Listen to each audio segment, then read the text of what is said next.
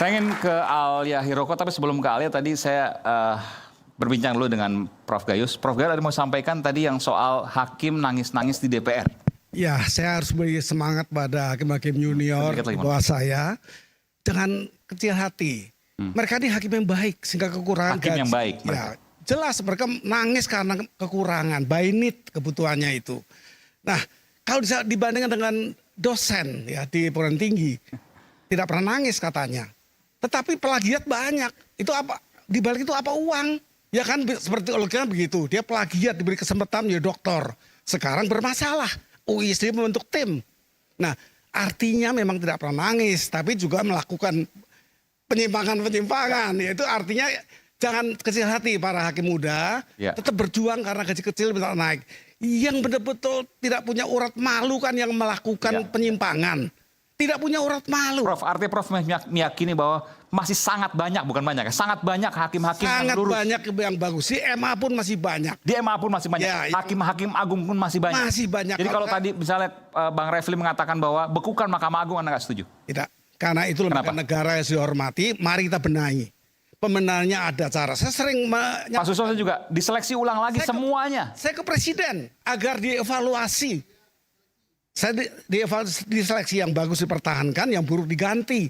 Ketika Presiden Jokowi, saya diterima. Ada ratas untuk kami. Terakhir ketika saya pensiun, saya buat surat juga ke Pak Jokowi, hal yang sama. Surat saya diteruskan ke Pak Mahfud MD ketika itu beliau Menko Polhukam. Ketemu Pak 2 jam saya diskusi. Janji Pak Mahfud akan saya carikan 10 ahli hukum termasuk Pak Gayus. Kita bagaimana mengevaluasi, mengeksaminasi putusan tidak benar. Tapi sampai beliau pensiun atau tidak di kabinet, tidak ada lagi beritanya. Saya akan buat surat lagi kepada Pak Prabowo. Sekali lagi agar dievaluasi hakim-hakim yang 370 PN. Oke, kenapa 30 itu? PT. Ya, hanya ketua dan wakil ketua saja. Ketua dan wakil ketua yang dievaluasi. 370 PN. Ya, jadi 700-an karena 2 kali dari wakil dan ketua. PT. Kenapa dievaluasi itu? Untuk dia bisa yang baik bisa memotivasi anggota-anggotanya. Oh, ini 370 PN ini yang baik maksudnya? Tidak, jumlah pengadilan. Jumlah PN ya? Kalau kita ambil 2 tiap pengadilan, artinya 700-an itu kali 2. Di PT itu ada 2, di PT dan KPT 30 kali 2, 60. Cuma itu, MA itu ada 10 pimpinan. Dievaluasi juga. Nah, itu usulan saya diterima oleh Pak Mahfud. Beliau janji sama saya akan kumpulkan 10 ahli hukum di Indonesia, termasuk Pak Gayus. Mari kita lakukan, apakah bisa dievaluasi dengan cara begitu. Tapi hari ini saya berbeda. Saya akan menyurat kepada Pak Presiden Prabowo untuk hakim itu dibatasi umur jabatan 5 tahunan saja. Makin orang menjabat, anak saya juga hakim muda ketika itu. Termasuk hakim PN maksudnya 5 tahun aja? 5 tahun saja. Kenapa? Hakim agung juga.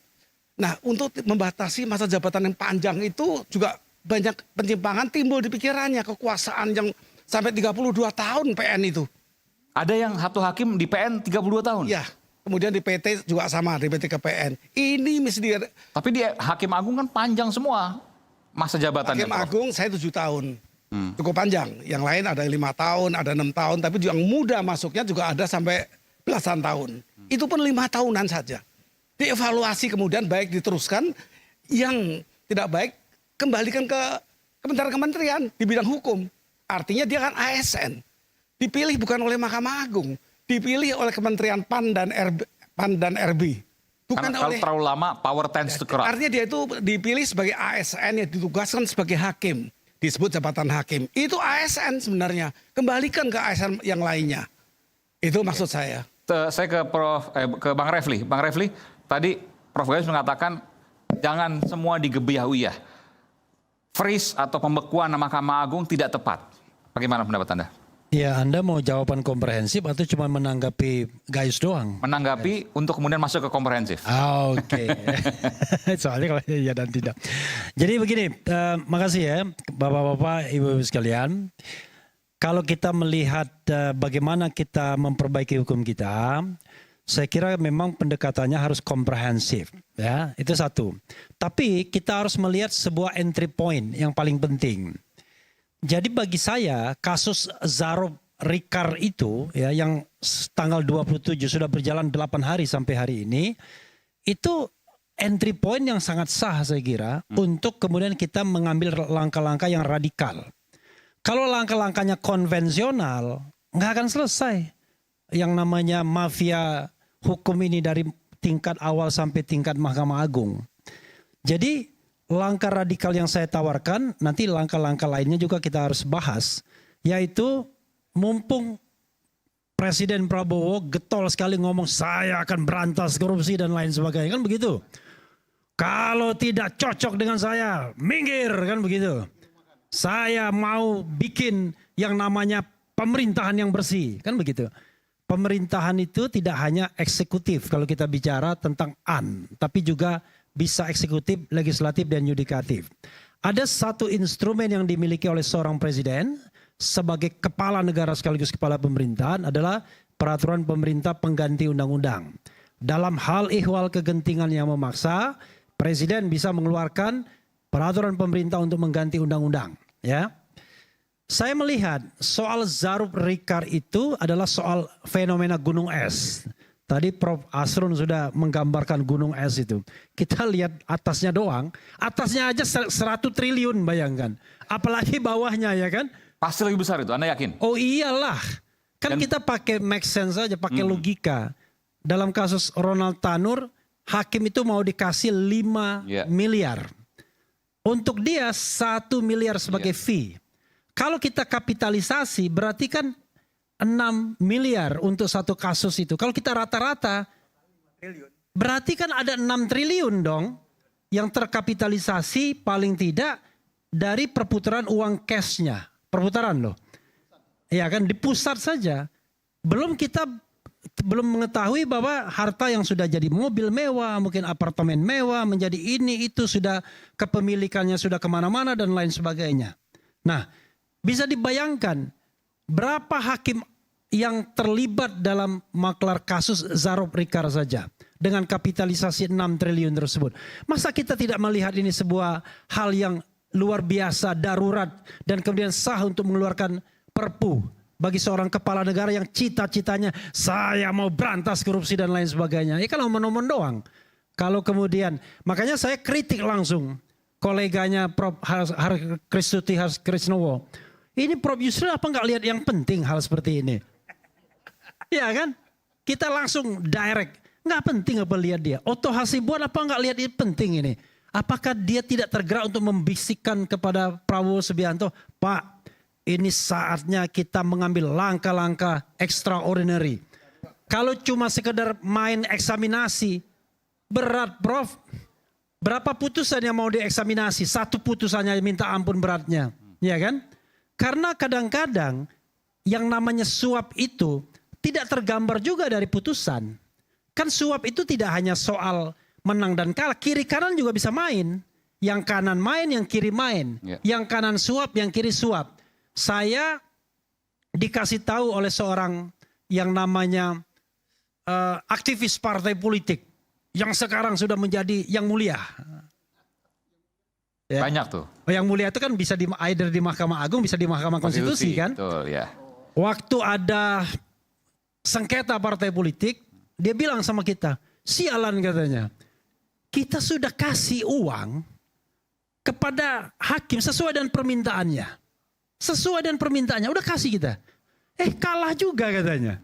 Tapi yang minta siapa? Benar nggak hakimnya? Benar nggak dari orang yang hakimnya? ngomong itu kan bukan orang bodoh ya kan? Iya. Kalah besar. Makanya saya bilang kapitalisasi itu gila. Kiri kanan depan belakang bisa. Itu sama dengan, saya kan paling tidak pernah berseteru dengan Akil Muhtar yang sekarang seumur hidup ya kan. Dari transaksinya saja ternyata paling tidak ditemukan perputaran uang sampai 150 miliar. Ya kan. Itu hakim konstitusi bro. Yang jabatannya dibatasi dan kasusnya juga nggak seseksi Mahkamah Agung. Itu saja perputaran uangnya sampai 150 miliar. Bayangkan. Dalam waktu berapa tahun? Dalam jangka waktu 5 tahun kurang lah. Bayangkan. Dalam jangka waktu kurang dari 5 tahun perputarannya 150 miliar. 30 miliar setahun, kurang lebih lah. Ya. Gitu ya, kalau mau Dan itu tidak terkait pada kasus-kasus misalnya sengketa perusahaan yang triliunan, utang piutang dan lain. Ini sengketa-sengketa tata negara saja. Ada juga uangnya ternyata. Ya kan? Dan banyak sekali. Banyak. Nah, karena itu kalau kita bicara mengenai... Anda mengatakan apalagi kalau potensinya di Mahkamah Agung begitu Iya. kan? Karena kelebihan dalam tanda kutip di Mahkamah Agung itu tidak semua kasus bisa terekspos secara baik. Kita hanya tahu sudah diputuskan ternyata. Di Mahkamah Konstitusi minimal kita ikuti sidangnya. Tetapi kalau untuk sidang-sidang pilkada, pileg, kadang-kadang memang tidak terpantau secara keseluruhan karena yang dia main banyak di pilkada. Tetapi intinya yang ingin saya katakan, ini adalah momentum. Saya ngomong sama, kemarin saya ketemu Bu Fitri di Penogor Undip. Dukung nggak kira-kira? Dukung katanya. Kenapa? Orang akan bicara tentang the independency of judiciary, bicara tentang branches of government, ya kan, 3 cabang kekuasaan. Tapi kita bicara mengenai hukum darurat saat ini. Kalau Anda bicara tentang hukum yang normal untuk menghadapi situasi yang sudah darurat, berurat berakar korupsinya, nggak bisa. Saya kan baru bicara Mahkamah Agung doang. Kalau saya bicara shutdown atau bekukan, itu saya tidak bicara membubarkan institusi Mahkamah Agung. Gak bisa dibubarkan institusi Mahkamah Agung, itu sudah ada di konstitusi. Tapi yang saya maksudkan adalah hakim-hakimnya itu dibekukan, di-freeze. Lalu diadakan seleksi ulang. Yang berintegritas, tidak pernah terima suap, lanjut. Tapi yang pernah terima suap berhenti, ya kan? Kan pernah terima suap atau tidak kelihatan dari sekarang. Ya, tapi kan harus ada mekanismenya. Apa misalnya? Yang dibayangkan apa? Loh, kan harus ada perpunya dulu. Oke, misalnya Perpu ada. Ya. Lalu seleksi hakimnya gimana tuh? Kan yang ketahuan yang Perpu pernah. itu kan bisa mengatur. Oke, misalnya seperti apa? Dalam Perpu itu mudah sudah dibayangkan, diatur. Bung Refli. Nanti ya kan angkat Prof. Harkristuti Harkisnowo sebagai salah seorang Yang menyeleksi. seleksi ulang hakim konstitusi. Hakim Agung. Ya. Kemudian Jenderal Susnodo Aji. Kemudian Prof. Gayus Lumbun. Bang Refli. Kemudian Refli Harun boleh lah ya kan. KY nggak boleh. Kayak nggak boleh. Ada konflik of interest Oke. nanti. Terus apa yang dilakukan nanti? Prof. Asrun, iya kita seleksi ulang. Saya kira gampang sekali menanyakan pada orang, Anda pernah nerima suap apa enggak? Enggak, jawabannya misalnya. Pakai teknologi kelihatan tuh kalau dia bohong apa enggak. Apa misalnya? Misalnya, enggak, ini yang penting ini. Apa misalnya? Kan kita ada yang namanya teknologi untuk melihat orang itu bohong atau enggaknya itu Oke. kan. Iyalah. Pak Susno lie gimana, Pak? detector Tidak bisa hanya lah. itu. Kita Pasti bisa, kalau ditanya pernah terima suap enggak? Jawabannya pasti enggak. Ceknya gimana? karena ini akan diatur di dalam Perpu, manfaatkan daripada data PPATK, 1. Yang kedua, manfaatkan semua data-data terkait dengan kekayaan. Yang ketiga, dibuat di dalam satu klausal, pasal yang menentukan siapapun rakyat Indonesia terhadap hakim ini, dia pernah menyuap siapa, sebut namanya dan tidak akan dijatuhi Oh, hukuman. dibuka ke publik. Ya. Misalnya, saya pernah menyuap si A dalam kasus ini sekian, saya dimenangkan. Saya Bentar, Pak. pernah menyuap si B. Tapi ini jadi nanti, saya harus adil juga. Jadi dendam dong. Nanti misalnya dikalahin sama hakim ini, udah dia buat laporan Tidak palsu. apa-apa. Saya bilang, Biar Allahu terbuka. Akbar. Allahu Akbar. Namanya saja revolusi kan. Ini gini. Kalau betul mau baik. Maksud saya gini, kita ini kan semangat untuk memprovokasi dalam tanda kutip Kebaikan. Prabowo Subianto, ya kan, Yusril Iza Mahendra, Otto Hasibuan, entah pernah terlibat sama suap menyuap itu enggak, kita nggak tahu kan. Nah itu frankly speaking kan, kita tidak menuduh, tetapi termasuk juga Menteri Hukumnya, Wakil Menteri Hukum dan lain sebagainya. Karena kita ingin ada kebaikan negeri ini Oke. ke depan. Nggak, saya mohon maaf, saya loh. potong, Pak Bung Tapi Refli. gini, Anda bicara tentang hal-hal perintilan teknis, Justru. lie detector, lah itu soal instrumen seperti Nggak, bukan itu, so gini. easy. Yang penting adalah That's there's a political will Ya, betul. untuk mengerjakan ini menjadi hal yang tidak biasa-biasa saja. Karena Kalau saya Anda tertarik. menganggap ini biasa-biasa saja, ribet Anda. Ya, jadi gini. Ini yang ribet malah Ini penting. pembawa Nah, acaranya. kenapa saya tanyakan seperti ini? Karena ini hal yang sangat menarik. Oke. Ketika ditanyakan kepada hakim atau siapapun lah, Anda pernah menerima suap? Tidak pasti jawabannya. Bro, Sebentar. Terus kemudian dicek hartanya, LHKPN dikeluarkan. Ya.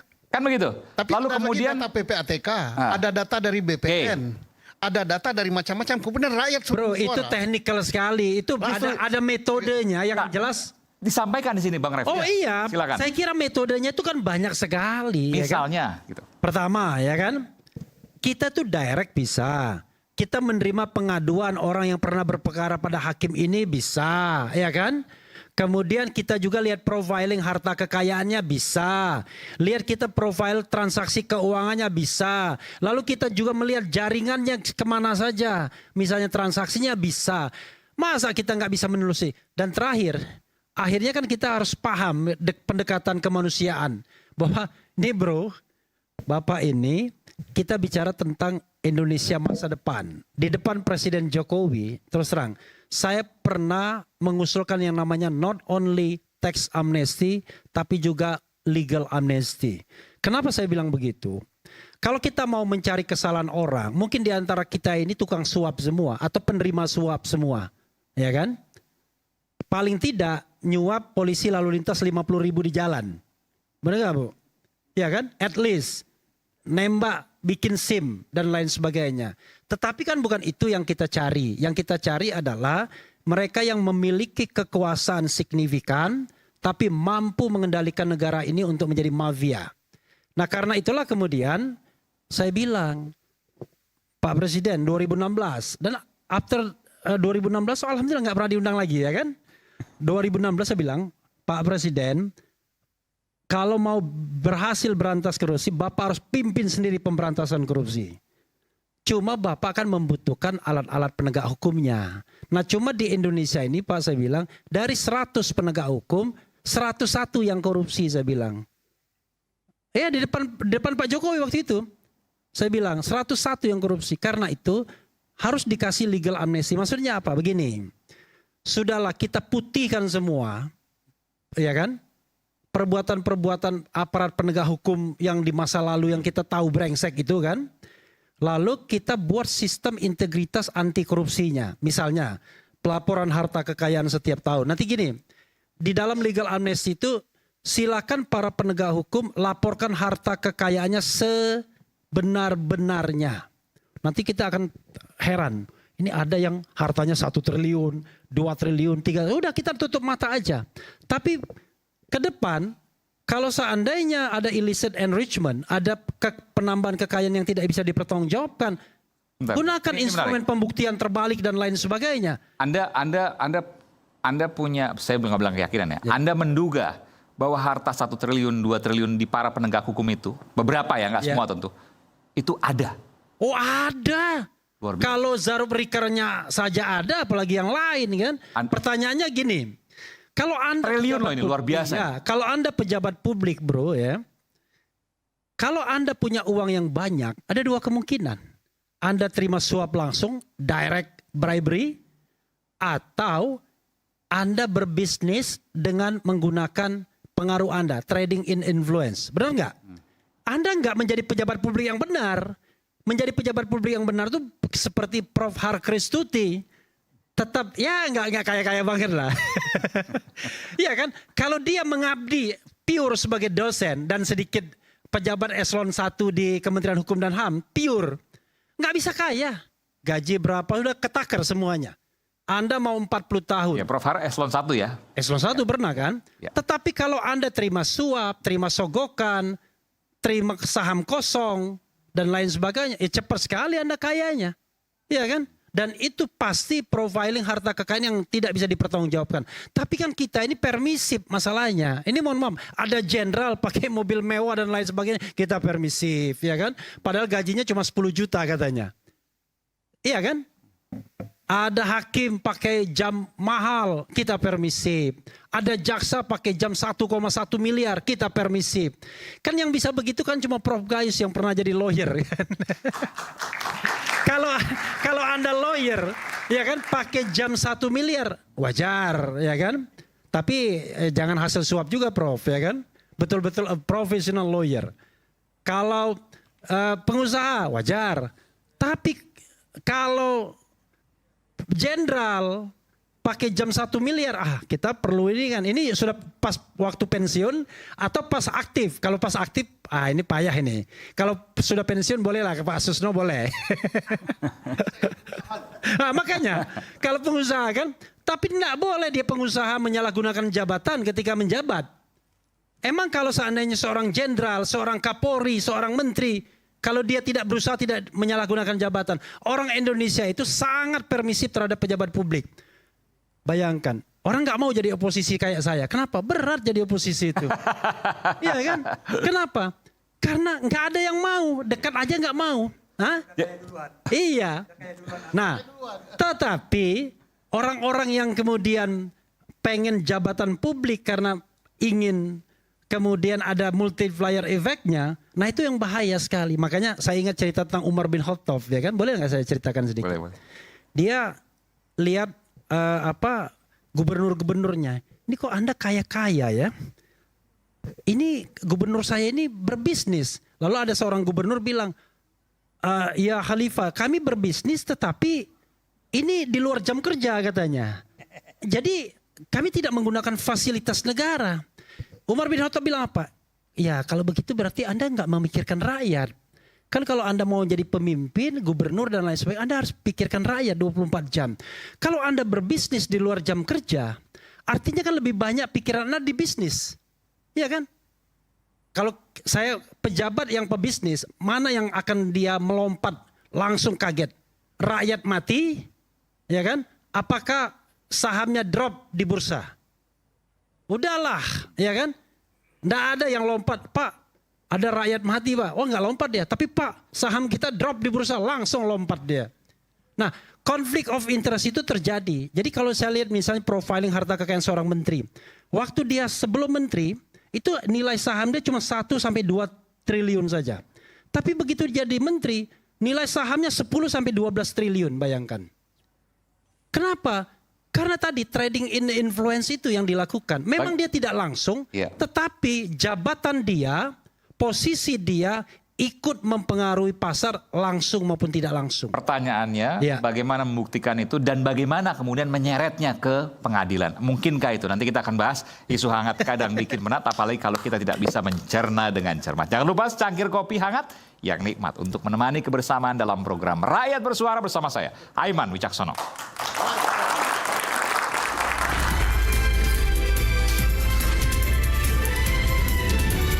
Tidak punya urat